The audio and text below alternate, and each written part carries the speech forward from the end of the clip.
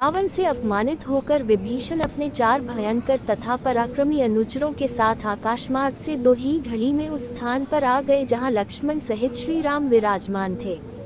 बुद्धिमान महापुरुष विभीषण ने आकाश में ही स्थित रहकर सुग्रीव तथा अन्य वानरों की ओर देखते हुए उच्च स्वर से कहा, हे वानरराज, मैं लंका के राजा रावण का छोटा भाई विभीषण हूँ। मैं रावण के उस कुकृत्य से सहमत नहीं हूँ जो उसने सीता जी का हरण करके किया है। मैंने उसे सीता जी को लौटाने के लिए अनेक प्रकार से समझाया, परंतु उसने मेरी बात न मानकर मेरा अपमान किया और मुझे लंका से निष्कासित कर दिया। इसलिए अब मैं यहाँ श्री रामचंद्र जी की शरण में आया हूँ। आप उन्हें मेरे आगमन की सूचना भिजवा दें। विभीषण की बात सुनकर सुग्रीव ने रामचंद्र के पास जाकर कहा, हे राघव, रावण का छोटा भाई विभीषण अपने 4 मंत्रियों सहित आपके दर्शन करना चाहता है। यदि आपकी अनुमति हो तो उसे यहाँ उपस्थित करूं। किंतु मेरा विचार है कि हमें शत्रु पर सोच समझ कर ही विश्वास करना चाहिए। एक तो राक्षस वैसे ही क्रूर, कपटी और मायावी होते हैं, फिर ये तो रावण का सहोदर भाई ही है। ऐसी दशा में तो वह बिल्कुल भी विश्वसनीय नहीं है। किंतु आप हमसे अधिक बुद्धिमान हैं। जैसी आपकी आज्ञा हो वैसा करूं। सुग्रीव की तर्क सुनकर रामचंद्र जी बोले, हे वानरराज, आपकी बात सर्वथा युक्त संगत और हमारे हित में है, परंतु नीतिज्ञ लोगों ने राजाओं के 2 शत्रु बताए हैं।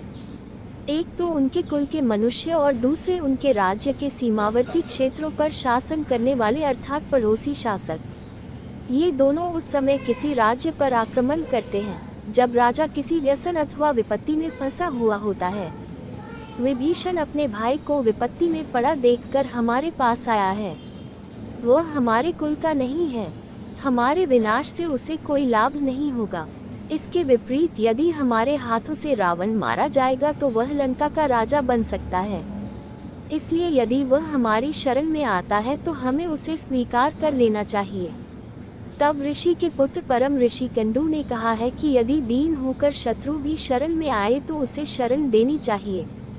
ऐसे शरणागत की रक्षा न करने से महान पाप लगता है। इसलिए शरण आए विभीषण को अभय प्रदान करना ही उचित है। अतः तुम उसे मेरे पास ले आओ। जब सुग्रीव विभीषण को लेकर राम के पास आया तो उसने दोनों हाथ जोड़कर कहा, हे धर्मात्मन, मैं लंकापति रावण का छोटा भाई विभीषण हूँ। ये जानकर मैं आपकी शरण में आया हूँ कि आप शरणागत वत्सल हैं, इसलिए आप मुझ शरणागत का उद्धार कीजिए। विभीषण के दीन वचन सुनकर श्री रामचंद्र जी ने उसे गले से लगाते हुए कहा, हे विभीषण, मैंने तुम्हें स्वीकार किया, अब तुम मुझे राक्षसों का बलाबल बताओ। श्री राम का प्रश्न सुनकर विभीषण बोला, हे दशरथ नंदन, ब्रह्मा से वर पाकर दशमुख रावण देव, दानव, नाग, किन्न आदि सभी से अभ्य हो गया है। उसका छोटा भाई कुंभकर्ण, जो मुझसे बड़ा है, भी अद्भुत पराक्रमी, शूरवीर तथा तेजस्वी है। उसके सेनापति का नाम प्रहस्त है, जिसने अपने शौर्य का प्रदर्शन करते हुए कैलाश पर्वत पर दुर्दमनीय मणिभद्र को पराजित किया था। रावण के पुत्र मेघनाद ने तो इंद्र को परास्त करके इंद्रजित की उपाधि अर्जित की है। मेघनाद का भाई महापार्श्व भी अकंपन नामक पराक्रमी राक्षस को मारकर संसार भर में विख्यात हो चुका है। रावण के सेनापति तथा सेनानायक युद्ध कौशल में एक दूसरे से बढ़कर हैं। विभीषण के मुख से लंका के वीरों की शौर्य गाथा सुनकर श्री रामचंद्र बोले, हे विभीषण, इन समस्त बातों को मैं जानता हूँ। इतना सब होते हुए भी मैं आज तुम्हारे सम्मुख प्रतिज्ञा करता हूँ कि मैं रावण का उसके पुत्रों, मंत्रियों एवं योद्धाओं सहित वध करके तुम्हें लंका का राजा बनाऊंगा। अब वह कहीं जाकर किसी की भी शरण लेकर मेरे हाथों से नहीं बचेगा। यह मेरी अटल प्रतिज्ञा है। श्री रामचंद्र जी की प्रतिज्ञा सुनकर विभीषण ने उनके चरण स्पर्श करके कहा, हे राघव, मैं भी आपके चरणों की शपथ लेकर प्रतिज्ञा करता हूँ कि मैं रावण को उसके वीर योद्धाओं सहित मारने में की पूरी सहायता करूँगा। विभीषण की प्रतिज्ञा सुनकर रामचंद्र जी ने लक्ष्मण से समुद्र का जल मंगवाया और उससे विभीषण का अभिषेक करके संपूर्ण सेना में घोषणा करा दी कि आज से महात्मा विभीषण लंका के राजा हुए। के समक्ष विशाल समुद्र लहरें मार रहा था और उसे पार करना एक बहुत बड़ी समस्या थी। राम के क्रोध से भयभीत होकर समुद्र ने स्वयं वहां आकर बताया कि सुग्रीव की सेना में नल और नील कुशल शिल्पी हैं। उनके नेतृत्व में समुद्र पर वानर सेना के समक्ष विशाल समुद्र लहरें मार रहा था और उसे पार करना एक बहुत बड़ी समस्या थी। राम के क्रोध से भयभीत होकर समुद्र ने स्वयं वहां आकर बताया कि सुग्रीव की सेना में नल और नील कुशल शिल्पी हैं। उनके नेतृत्व में समुद्र पर सेतु बांधना संभव हो सकेगा। इतना बताकर समुद्र वापस चले गए। समुद्र की बात सुनकर वानर नल ने श्री राम से कहा, प्रभु, मैं विश्वकर्मा का औरस पुत्र हूँ और गुण में उन्हीं के समान हूँ। मैं महासागर पर पुल बांधने में सर्वथा समर्थ हूँ, इसलिए मैं समुद्र पर सेतु का निर्माण करूँगा। नल नील असंख्य वानरों को लेकर सेतु निर्माण के कार्य में जुट गए। उनके आदेश के अनुसार वानर सेना बड़े बड़े वृक्षों को उखाड़कर समुद्र तट पर एकत्रित करने लगे। देखते देखते वहां साल, अश्वकर्ण, धब, बांस, कुटर, अर्जुन, कर्णिकार, जामुन, अशोक आदि वृक्षों का एक विशाल गगनचुंबी ढेर लग गया। इस प्रकार सागर के किनारे वृक्षों तथा शिलाओं के दो विशाल पर्वत बन गए। इसके पश्चात उन्होंने बड़े बड़े शिलाखंडों को समुद्र में नल नील के निर्देशानुसार डालना आरंभ किया। उन शिलाखंडों एवं वृक्षों को शिल्पकला में चतुर नल नील सेतु का रूप देते जा रहे थे। इस प्रकार उन्होंने अधिक परिश्रम करके पहले ही दिन 56 कोस लंबा पुल बना दिया। दूसरे दिन उन्होंने और भी अधिक फुर्ती दिखाए और 84 कोस लंबा पुल बनाया। फिर अतुल परिश्रम से तीसरे दिन 92 कोस लंबा सेतु बनाया।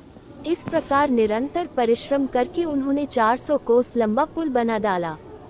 अब नल नील के प्रयत्नों से 40 कोस चौड़ा और 400 कोस लंबा मजबूत पुल बनकर तैयार हो गया। समुद्र पर सेतु बन जाने के पश्चात श्री रामचंद्र जी ने हनुमान की पीठ पर और लक्ष्मण ने अंगद की पीठ पर बैठकर सेतु पर होते हुए विशाल सागर पार किया। उनके पीछे पीछे संपूर्ण वानर सेना भी सुग्रीव के नेतृत्व में समुद्र को पार कर लंका में पहुंच गई। इस सेना के लंका में पहुंचते ही राक्षसों में भयानक हलचल मच गई। वे लंका दहन की घटना को स्मरण कर भयभीत होने लगे। उधर रावण ने शुक और सारल नामक मंत्रियों को बुलाकर उनसे कहा, हे चतुर मंत्रियों, अब राम ने वानरों की सहायता से अगाध समुद्र पर सेतु बांधकर उसे पार कर लिया है और वह लंका के द्वार पर आ पहुंचा है। तुम दोनों वानरों का वेश बनाकर राम की सेना में प्रवेश करो और यह पता लगाओ कि शत्रु सेना में कुल कितने वानर हैं, उनके पास अस्त्र शस्त्र कितने और किस प्रकार के हैं तथा मुख्य मुख्य वानर नायकों के नाम क्या हैं। रावण की आज्ञा पाकर दोनों कूटनीतिज्ञ मायावी राक्षस वानरों का वेश बनाकर वानरों सेना में घुस गए, परंतु वे विभीषण की तीक्ष्ण दृष्टि से बच न सके। विभीषण ने उन दोनों को पकड़कर राम के सम्मुख करते हुए कहा, हे राघव, ये दोनों गुप्तचर रावण के मंत्री शुक और सारन हैं जो हमारे कटक में गुप्तचरी करते पकड़े गए हैं। राम के सामने जाकर दोनों राक्षस थर थर कांपते हुए बोले, हे राजन, हम राक्षस राज रावण के सेवक हैं। उन्हीं की आज्ञा से आपके बल का पता लगाने के लिए आए थे। हम उनकी आज्ञा के दास हैं, इसलिए उनका आदेश पालन करने के लिए विवश हैं। राजभक्ति के कारण हमें ऐसा करना पड़ा है, इसमें हमारा कोई दोष नहीं है। उनके ये निश्चल वचन सुनकर रामचंद्र बोले, हे मंत्रियों, हम तुम्हारे सत्य भाषण से बहुत प्रसन्न हैं। तुमने यदि हमारी शक्ति देख ली है तो जाओ, यदि अभी कुछ और देखना शेष हो तो भली भांति देख लो। हम तुम्हें कोई दंड नहीं देंगे। आर्य लोग शस्त्रहीन व्यक्ति पर वार नहीं करते, अतः तुम अपना कार्य पूरा करके निर्भय हो लंका को लौट जाओ। तुम साधारण गुप्तचर नहीं, रावण के मंत्री हो, इसलिए उससे कहना, जिस बल के भरोसे पर तुमने मेरी सीता का हरण किया है, उस बल का परिचय अपने भाइयों, पुत्रों तथा सेना के साथ हमें रणभूमि में देना। कल सूर्योदय होते ही अंधकार की भांति तुम्हारी सेना का विनाश भी आरंभ हो जाएगा। श्री रामचंद्र जी के वचनों से भयरहित हो उनका जय जयकार करते हुए शुक तथा सारन लंका में पहुँचे और रावण के सम्मुख उपस्थित होकर बोले, हे स्वामिन, हमारे वानर सेना में प्रवेश करते ही विभीषण ने हमें पहचान कर राम के सम्मुख उपस्थित कर दिया, परंतु राम ने हमें निःशस्त्र दूत समझकर छोड़ दिया। अब रही वानरों के बल की बात, उसका पता लगाना संभव नहीं है, क्योंकि उनमें प्रत्येक के मन में आपके विरुद्ध क्रोध तथा घृणा की ज्वाला धधक रही है। उनसे बात करना ही संभव नहीं है, किसी बात का पता लगाना तो बहुत कठिन है। राम ने कहलवाया है कि सूर्योदय होते ही वह राक्षस सेना का विनाश आरंभ कर देगा। अब आप जैसा उचित समझे वैसा करें।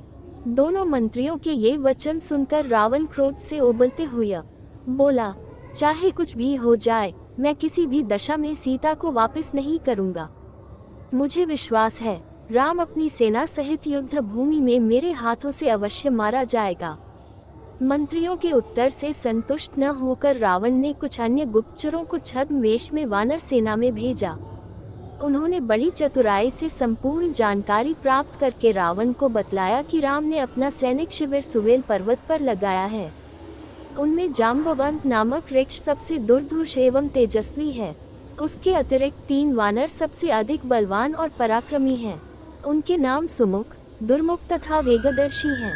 नल नील उस सैनिक टुकड़ी के अध्यक्ष हैं जिसने समुद्र पर सेतु बांधा है। अंगद अपने पिता वाली से भी अधिक तेजस्वी एवं बलवान है।